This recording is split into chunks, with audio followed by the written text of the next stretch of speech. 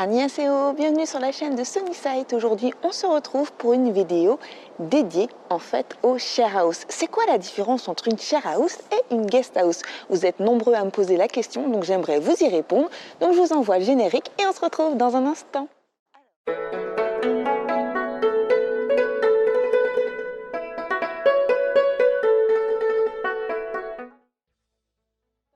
Alors, c'est quoi la différence entre une guest house et une share house? En fait, c'est très simple. Une guest house, c'est une sorte de logement où en fait, ça va être plutôt dortoir. Donc chacun a sa box, donc quand même son espace privé, mais c'est partagé. Et aussi, vous avez un personnel de nettoyage, donc qui nettoie régulièrement les pièces, la literie, etc. À disposition, vous pouvez nettoyer vos affaires moyennant finance, voilà, avec des petits jetons ou des petites pièces. Vous n'êtes pas forcément habilité à faire à manger. Généralement, il n'y a pas forcément de pièces pour cuisiner. Et parfois, c'est carrément au-dessus d'un bar ou d'un restaurant. Donc, ils peuvent proposer des petits déjeuners, par exemple, ou des repas de midi ou des dîners, voilà, ce genre de choses. Mais voilà, vous ne pouvez pas utiliser comme vous voulez la cuisine, ne serait-ce que pour faire parfois réchauffer un plat. Il y a des micro-ondes, mais c'est plutôt quand même pour les courts séjours, c'est-à-dire moins d'un mois, parce que c'est quand même coûteux. Je sais pas, la nuit, ça peut être aux alentours de 15-20 € facilement. Du coup, c'est vrai que si on multiplie par le nombre de jours, ça peut faire une certaine somme. Donc voilà, préférez les guest house si c'est un court séjour. Et dans les share house, en fait, vous vivez avec plusieurs personnes. Vous choisissez si votre maison est plutôt juste femme, juste homme ou mixte. Et il y aura différentes ethnies qui vont loger. Ça peut être des petites maisons, genre vous n'êtes pas plus de 6, jusqu'à des très grandes maisons où vous pouvez être 30. Parfois, donc c'est vrai que ça peut être impressionnant selon ce que vous choisissez comme formule.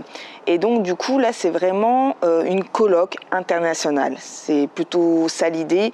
Et donc du coup c'est la vie en communauté. Vous avez votre propre chambre où vous choisissez une chambre partagée, 2 ou 4 lits maximum je crois. Mais donc du coup effectivement vous avez votre coin, mais tout le reste c'est partagé, que ce soit le living room quand il y en a un, la cuisine, le frigo, quelquefois, il est partagé, vous n'en avez pas dans votre propre chambre, les toilettes, la salle de bain. Donc voilà, c'est un écosystème et une organisation avec les autres colocataires, tout simplement. Et puis apprendre aussi les cultures des uns et des autres. C'est des vidéos dédiées sur le logement pour vous montrer un petit peu tout ce qui se passe, parce que j'ai fait différents types de logements et c'est pas des vidéos que je vais sortir de nouveau. C'est un zoom sur les types de logements et je vous invite du coup à réagir et à donner aussi votre ressenti par rapport au logement que vous avez déjà pris et si vous en êtes satisfait ou pas. Alors, comment ça se passe au niveau des réservations et la caution? Alors, tout d'abord, je vous invite à, si vous pouvez, ne pas réserver à distance.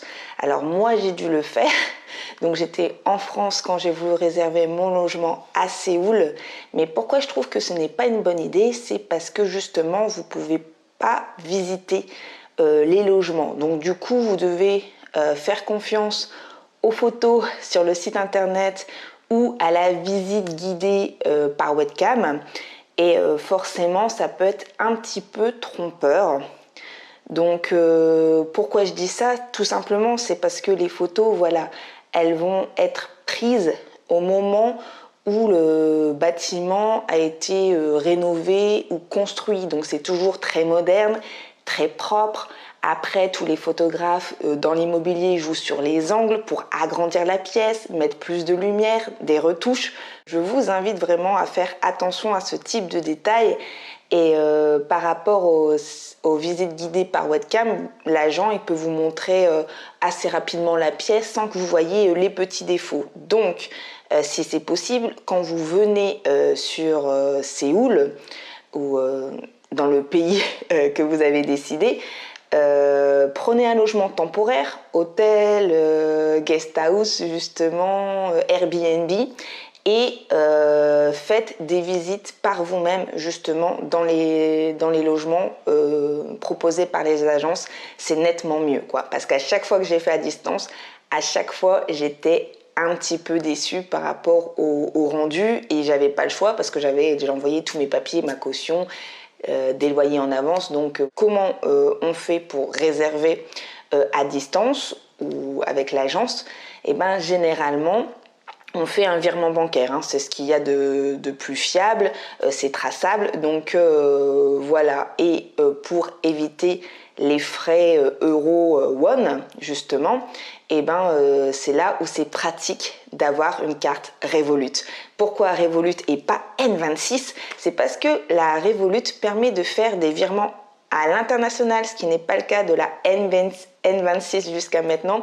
On peut faire des virements qu'en Europe, et donc du coup grâce à la Revolut, j'ai pu envoyer de grosses cautions justement à l'agence, en fait, parce que la caution était de 500 000 won. Oui, je dis pas de bêtises, hein. 500 000 won. Voilà, ça c'est la caution qui vous sera rendue au moment de votre départ.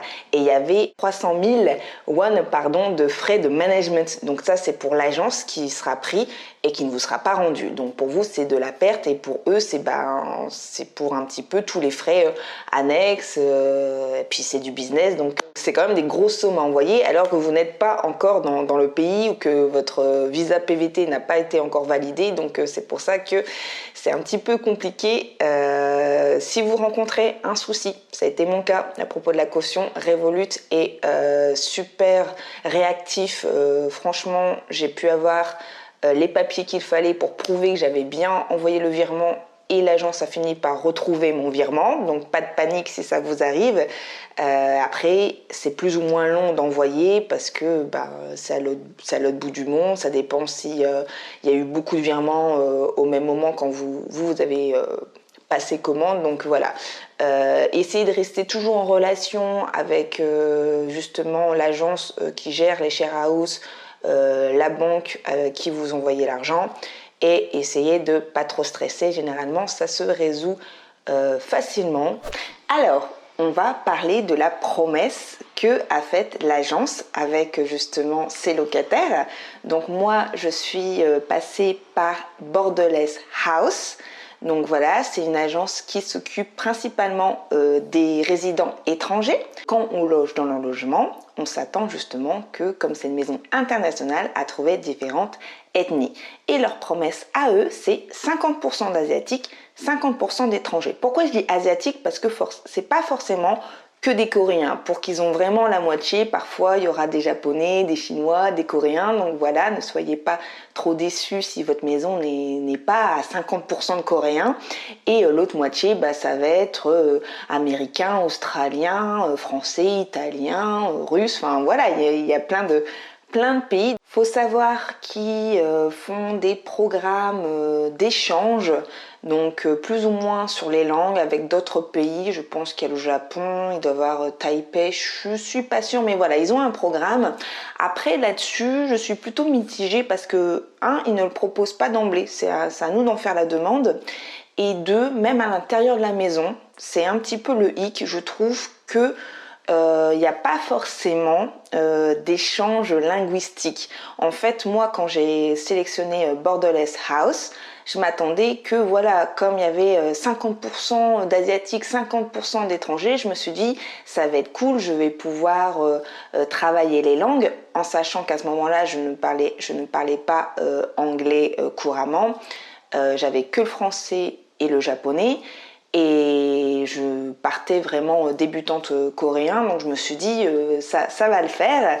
Et au final, bien que la maison soit remplie et qu'il y a une partie des étudiants et une partie vraiment en tant qu'employés, avec les étudiants, comme les cours étaient intensifs et que ils étudiaient déjà beaucoup, quand ils rentraient de la maison, ils n'avaient pas du tout envie d'échanger sur leurs connaissances, de remettre le couvert et d'enseigner des choses. Donc du coup, je n'ai pas pu avoir cet échange linguistique. Et avec les employés, ils rentraient tellement tard qu'on était déphasés. Et donc du coup, je n'ai même pas pu demander quelques astuces sur comment rechercher du travail en Corée du Sud, qu'est-ce qu'il faut faire, qu'est-ce qu'il faut dire, etc. Donc je me suis retrouvée quand même assez solitaire dans cette maison. Bien qu'il y ait eu des connexions avec certains locataires, je trouve que là-dessus, j'ai été assez déçue. La première journée où je suis arrivée, c'est véridique, un repas à table et en fait, ils avaient tous leurs écouteurs et regardaient des écrans en même temps que manger en fait. Donc je sais pas, vous voyez un petit peu l'état d'esprit. Nous, on vient avec nos bagages, nos espérances et en fait ça tombe un petit peu en morceaux parce qu'on se dit ah bon moi j'avais l'image de l'auberge espagnole et ben ça va pas être ça. Heureusement moi dans ma share house il y avait quelques personnes qui étaient artistiques, donc il y avait une personne suisse qui faisait de la guitare, il y avait une coréenne qui faisait un peu de danse, donc quelquefois on avait quand même des moments où on mangeait ensemble, on commandait de la nourriture et on trinquait, etc. Mais je peux le compter sur les doigts d'une main, sur les 2 mois où on a vécu ensemble. Et donc du coup, ouais, c'est un petit peu dommage. Et je pense que c'est vraiment le cas dans la plupart des share house. Vraiment une share house où on se sent comme à la maison, ça c'est rare. Je sais que ça existe. Si vous avez cette chance-là, eh ben, je suis super contente pour vous. Mais moi, ça n'a pas été le cas. Il faut savoir aussi que dans les share house, il y a certaines règles et on n'a pas le droit d'être en couple ou d'être marié, donc de vivre sous le même toit ou partager la même chambre, même si vous pensez qu'en prenant une chambre partagée, ça fonctionne. Donc ils sont assez stricts là-dessus, ils veulent vraiment que ça soit des gens en solo qui font connaissance et qui créent du lien. Après, je vous avouerai que dans certaines share house, c'était pas le cas de la mienne, mais voilà, il y a des couples qui se créent et voilà, ils restent très discrets là-dessus et ils veulent pas forcément que ça se sache. Autre point, la plupart des share house exigent un âge limite, voilà. Donc l'âge limite pour Borderless House, c'est 35 ans. Au-delà de 35 ans, votre candidature est refusée. Donc oui, ils veulent garder un public jeune, un peu un public genre sac à dos. Et donc du coup, bon, avec le PVT, généralement, ça se finit avant le 31e anniversaire, donc on rentre dans le cadre des share house. Pour les visites, vous êtes autorisé à ce que vos amis vous rendent visite, mais, bah oui, il y a un mais, il faut prévenir tous les colocataires que quelqu'un vient, il faut que ça soit en journée généralement, et il y a interdiction, que ce soit des membres de la famille ou des amis, de rester dormir. Donc voilà, encore une règle assez stricte. Donc nous, on avait un Kakao Talk groupé où justement on pouvait demander l'autorisation de recevoir des amis pour pas que la personne, quand elle rentre fatiguée, etc., qu'elle se dise « Oh, il y a des nouvelles personnes, je vais devoir me sociabiliser ou je vais devoir faire attention, je sais pas, à mon énergie, à mon apparence, etc. » Donc voilà, on prévenait en amont. Et heureusement, dans ma share house, il n'y a pas de couvre-feu. Bien sûr, il faut respecter le sommeil de chacun, faire attention d'être ninja. Le sujet fâcheux, il n'y a pas de service par rapport au nettoyage. Alors là, généralement, c'est le point de dispute dans la plupart des share house, parce qu'on va pas se mentir, chaque personne n'a pas la même échelle de l'hygiène, que ce soit corporelle ou environnementale, et selon les nationalités, ça joue aussi pas mal en termes de propreté. Donc voilà, si vous êtes maniaque, ne pleurez pas, hein, la plupart du temps c'est rare de trouver franchement une share house nickel. Il m'est déjà arrivé de m'interdire de cuisiner parce que pour moi c'était trop dégoûtant et j'avais pas envie de nettoyer tout le temps derrière les autres. Donc voilà, pareil, pour sortir les poubelles, on va attendre que ça dégorge et personne va vouloir s'en charger. Donc quelquefois, on traîne des poubelles super lourdes en fait, alors que ça serait mieux si tout le monde s'y mettait. Alors bien sûr, on a une sorte ils aiment bien ça, hein, d'horloge où on tourne et chaque groupe est censé faire quelque chose, mais même en mettant en place ce type de système, il y a toujours des personnes qui ne respectent pas. L'agence est au courant puisqu'il y a des remontées forcément, des emails, des photos où on dit c'est pas normal et généralement on dit essayez de vous arranger, prenez votre mal en patience. Voilà, ils ont du mal un petit peu à se mouiller là-dessus parce que c'est la vie privée de chaque personne, mais à un moment ça peut vite être compliqué et conflictuel. Nos chambres, bien sûr, c'est nous quand on veut qu'on nettoie, et j'ai dû nettoyer la mienne à fond, elle était hyper poussiéreuse, c'était pas possible. Pourtant, ils font des états des lieux, hein, mais c'était pareil, répugnant. Je ne savais pas où poser, ça collait de partout. Donc moi, j'ai tout nettoyé avant d'emménager, et en partant, c'était nickel pour qu'on me reproche rien du tout. Je vous invite à être propre, à apprendre à nettoyer. Après, chaque personne a sa manière de nettoyer. Ça ne veut pas dire que ça va convenir à tout le monde, mais au moins participer aux tâches ménagères, aider même si c'est pas votre tour et l'ambiance générale ne fera que s'améliorer. Je vais vous montrer un petit peu, comme d'habitude, vous faire un room tour de ce que j'avais, de comment c'était. Donc d'abord le living room, c'est là où il y avait la colonne la plus fraîche de la pièce. Il faut savoir qu'il fait très chaud en été en Corée du Sud, donc dans ma chambre je n'avais pas de aircon, donc j'avais juste un petit ventilo d'appoint, donc voilà, c'était assez pénible. Mais voilà, living room c'était super, mais voilà, je n'appuyais pas sur la colonne si j'étais toute seule. Ensuite je vais vous montrer un petit peu comment ça fonctionne la machine à laver, comment est partagée justement la cuisine. Et puis ensuite vous montrer un petit peu la salle de bain, laquelle j'utilisais et pour quelles raisons en fait je l'utilisais. Et au final je vous montrerai la chambre. Donc dans la chambre j'avais 12 mètres carrés. Il faut savoir que je payais 550 000 won. Ça c'était le loyer. J'avais en charge 50 000 won. Donc c'était internet, eau, électricité, gaz, ce genre de choses. Et il louait la literie 60 000 won à payer qu'une fois. Le temps qu'on est dans la chambre, et on n'a qu'un seul lot. Donc ça, je trouve ça vraiment moyen. Je ne sais pas pourquoi ils font ça, mais il n'y a pas moyen d'avoir un autre lot. Donc je veux bien, on va nettoyer notre literie, mais à un moment, à part dormir comme ça sur le matelas, il n'y a pas de sèche-linge. Et ça prend 2 à 3 jours quand c'est l'hiver. Donc l'été, ça sèche un peu plus vite, mais quand même, pendant ce temps-là, on se retrouve sans rien. Donc je trouve pas ça très pratique. Et voilà, donc on a une seule literie. Pour vous protéger, je vous invite à, déjà, quand vous faites l'état des lieux, à prendre en photo et à signaler les choses qui ne fonctionnent pas. Ça peut être un ventilateur cassé, un miroir fissuré, quoi que ce soit, puisque sinon ça sera pris sur votre caution. Donc gardez ça à l'esprit.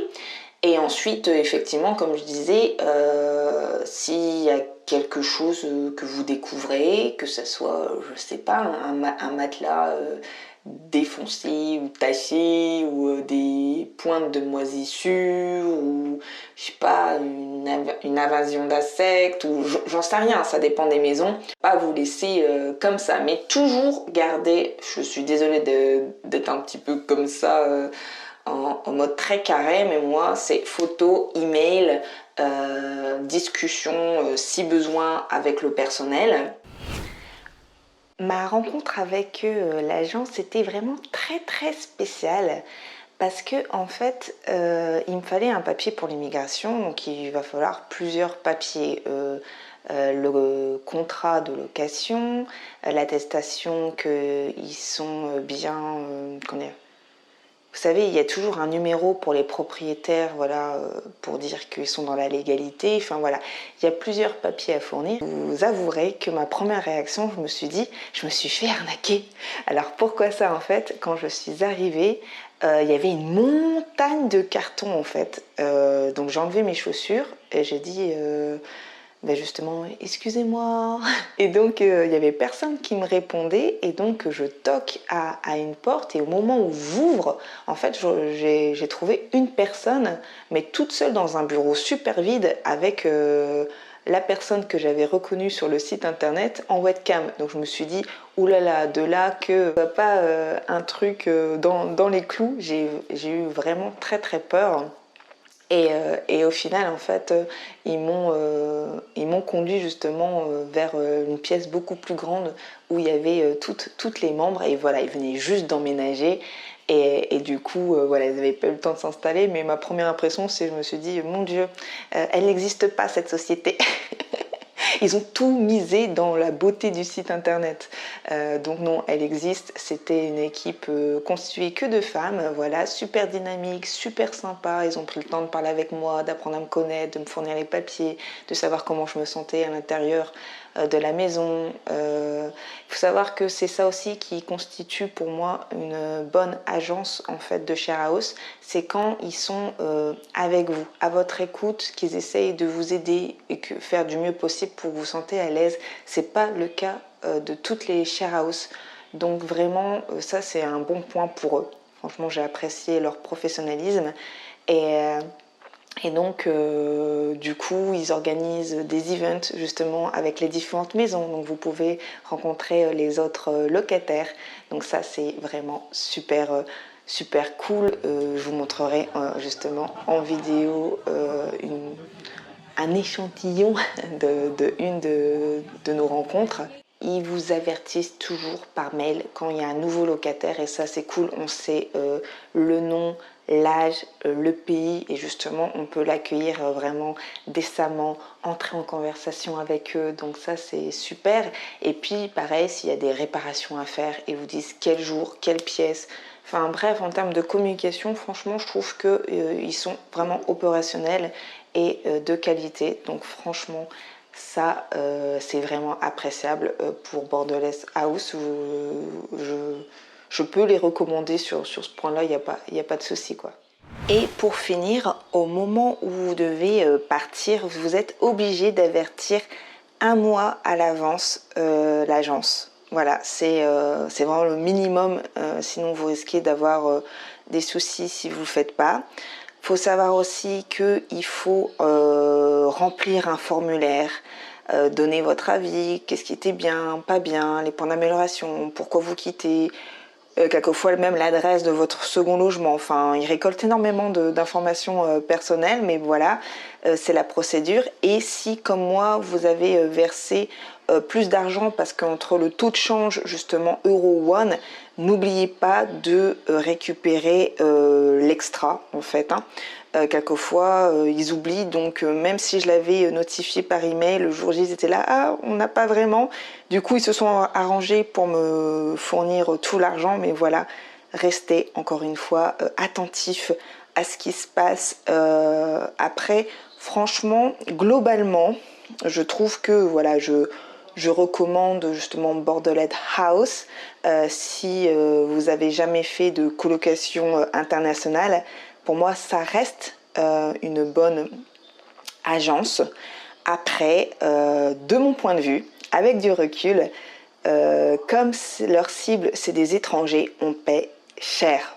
Franchement, quand j'ai vu mes autres loyers dans d'autres types de logements, j'ai trouvé que c'était chèrement payé en fait. Alors, si toutes les promesses effectivement sont préservées, peut-être ça vaut le coup. Mais sinon, quand j'ai rencontré ma meilleure amie coréenne au mois d'août, elle m'a dit « Mais tu peux pas rester là, tu payes beaucoup trop cher, attends, on va faire un tour des logements ensemble. » Et grâce à elle, j'ai eu un petit cocon rien qu'à moi et j'ai encore plus aimé mon quartier. Donc franchement, on le sait pas parce que nous on est étrangers, donc on sait pas à quoi on a accès ou pas. Et quelquefois, vous allez découvrir d'autres pans grâce aux locaux. Donc, je vous invite à comparer dès que c'est possible. Et si vous trouvez d'autres opportunités, ben, pourquoi pas justement changer de logement. Donc, j'espère que voilà, cette vidéo vous aura aidé à mieux comprendre c'est quoi une share house, à quoi il faut s'attendre. Et puis je vais vous parler un petit peu de 3 événements voilà, qui m'ont marqué aussi et que j'aimerais partager avec vous. Restez toujours avec moi. Pendant que j'étais dans mon quartier, en fait à Namdong, donc c'est près de l'université Koreodae, et c'est une université vraiment très réputée. C'est dans le top 3 des grandes universités en Corée du Sud. Donc voilà, c'est une université prestigieuse, c'est très difficile d'y rentrer. Et comme j'habitais dans les environs et que ma meilleure amie fait partie de cette université-là, il y a un événement, je pense que ça se passe une fois par an en fait, où il y a une rivalité, voilà, une rivalité entre Koreodae Université et Yonsei Université en fait. Donc Koreodae Université, c'est plutôt en termes de logo design un lion en fait, alors que Yonsei, je pense que c'est un aigle. Quand je vous parle de ça, j'ai l'impression de parler d'Harry Potter en fait, avec la bataille entre maisons, mais c'est un peu ça en fait.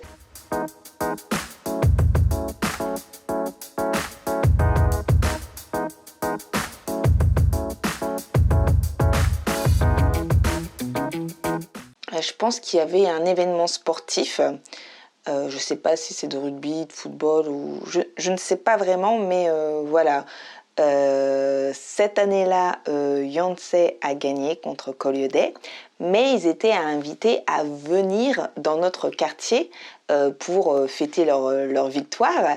Et à ce moment-là, en fait, c'est assez impressionnant parce qu'il y a une vague en fait de jeunes étudiants des 2 universités qui arrivent et aux couleurs en fait de leur université. Donc on voit que du rouge et du bleu en fait partout.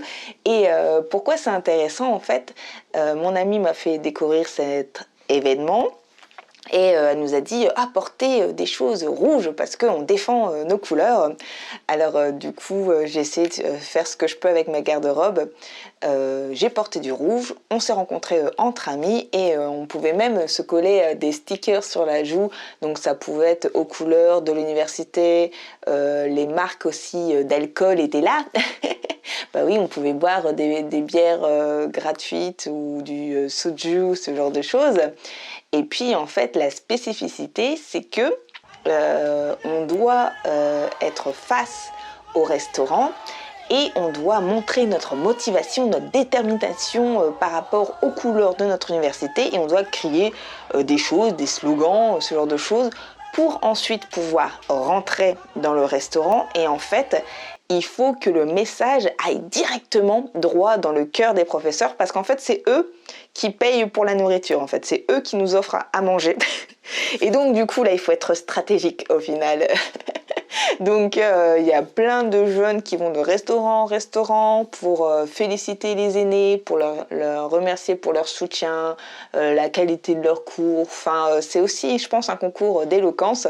Et donc, du coup, il y a aussi des musiciens de musique traditionnelle coréenne qui viennent, tambour, cymbales, il y a les professeurs qui font des speeches, etc. Donc c'est vraiment une ambiance particulière et forcément on fait, il y a même des danses, enfin je vous montrerai, je ferai des incrustes, des danses dans la rue, il faut beaucoup secouer la tête, etc. Et c'était vraiment impressionnant. Je ne connaissais pas du tout ce mental-là des Coréens. Je ne sais pas si ça se passe comme ça aux États-Unis. Ça me faisait vraiment penser justement que il y a cette adhérence en fait au groupe aux couleurs justement de notre université, de notre éducation. Et c'est quelque chose, la vie à l'université, qui est vraiment important, j'ai l'impression, pour les étudiants. Je n'ai pas été étudiante universitaire, donc je ne sais pas comment ça se passe. L'ambiance a l'air vraiment sympa. Je pense que c'est peut-être même l'un des meilleurs moments avant d'entrer sur le marché du travail, parce que c'est pas facile. C'est pas facile du tout. Je vous renvoie à ma vidéo sur chercher un travail en Corée du Sud. Et donc du coup, ce que je ne savais pas, c'est qu'ils ont été malins en fait. C'est tombé le mois de mon anniversaire et ma meilleure amie ainsi que mes autres amis ont organisé une fête surprise. Donc ils se sont servis comme excuse de cet événement pour me conduire jusqu'à un café et ils m'ont amené un gâteau surprise. J'étais vraiment très très touchée et je savais plus où me mettre parce que tout le monde se retourne sur moi du coup et il commence à chanter. En plus, celui qui tenait le café avait bien voulu voilà, ramener des bougies, couper le gâteau et tout. Donc c'était vachement touchant.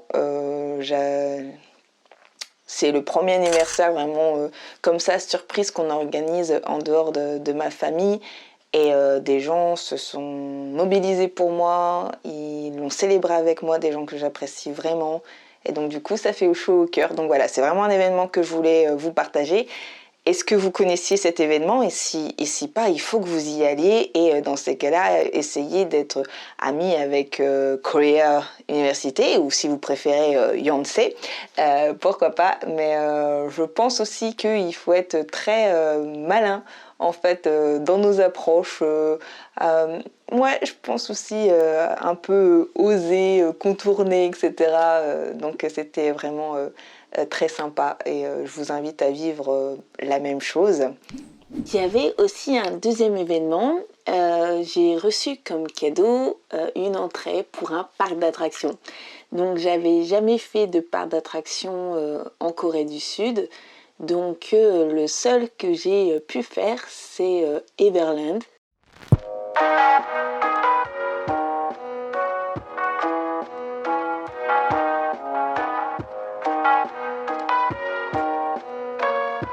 Je ne sais pas si vous connaissez.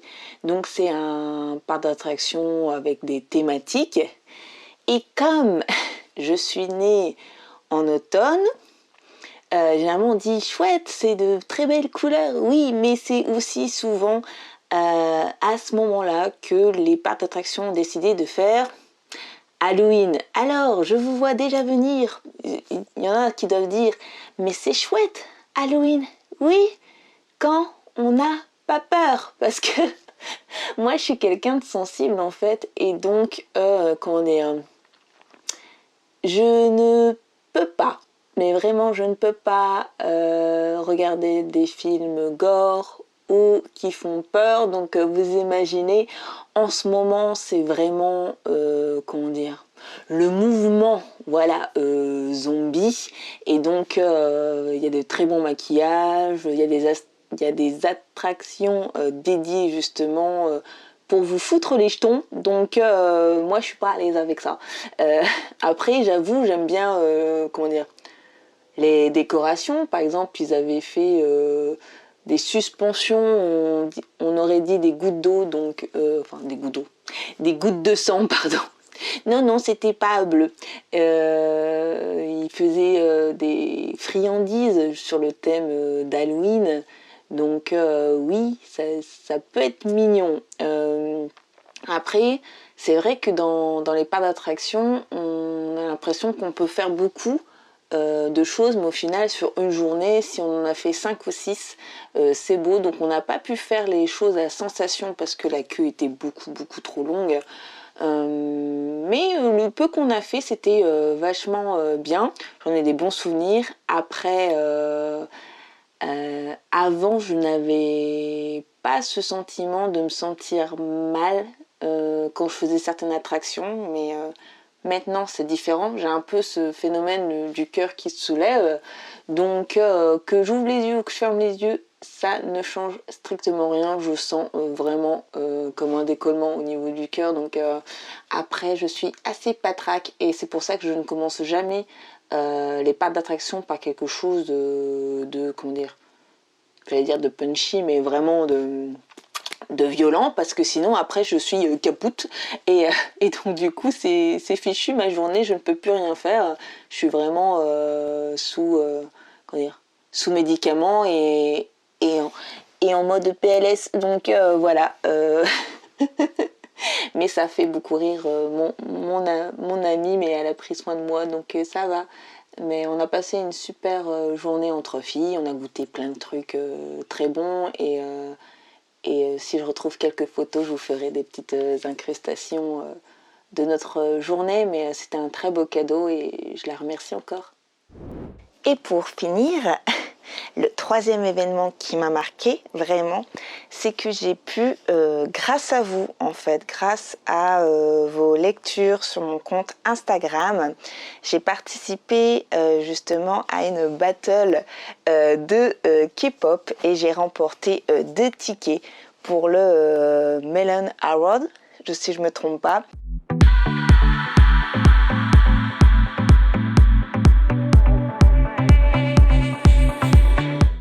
Donc c'est un événement qui a lieu en décembre et en fait il récompense les groupes de K-pop généralement et ils font une sorte de classement qui est le premier en fait sur l'année. Et donc du coup grâce à ça j'ai pu voir de mes propres yeux pour la première fois des chanteurs, danseurs, artistes coréens et coréennes, des groupes vraiment méga connus quand même. Donc il y avait quelques-uns de mes favoris et mes favorites, donc ça fait chaud au cœur en fait de se dire tiens on reprend leur chorégraphie, qu'est-ce que ça fait de les voir en vrai, de voir leurs prestations en plus en Corée du Sud, comment dire, le décor, tout le... Je sais pas, j'arrive même pas à trouver les mots. Pour moi, c'était tellement bien orchestré en fait. C'était visuel, musical.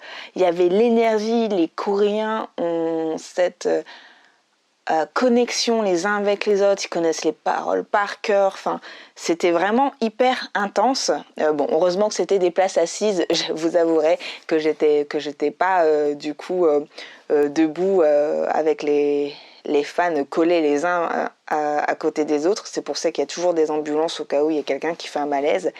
Après, c'est vrai que moi je me dis toujours je suis fan, mais fan de base, normal, il y a différents degrés de fan. Je ne suis pas fan fanatique, c'est-à-dire que je peux voir mon idole sans, comment dire, ça va m'émouvoir, mais je ne vais pas être en mode comme ça.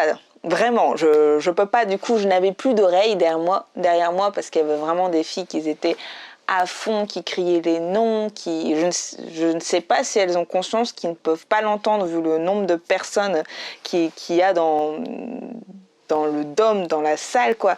Donc, du coup, ils sont obligés même si on voit justement les personnes, d'avoir des méga écrans un peu partout pour que tout le monde puisse voir les expressions, les mimiques, etc. Et ce que j'ai vraiment apprécié, c'est que, bon, bien sûr, il y avait BTS, mais c'est surtout qu'ils ont mis en avant la culture coréenne et ils ont fait ça super bien avec justement la danse des éventails, avec le folklore en fait coréen que moi je retrouve dans mes dramas historiques. Donc ça m'a vraiment touchée, fait chaud au cœur que ils préservent ça, qu'ils veulent justement distribuer un petit peu dans le cœur de chacun que la culture coréenne est un réel trésor et que ça vaut le coup de la découvrir.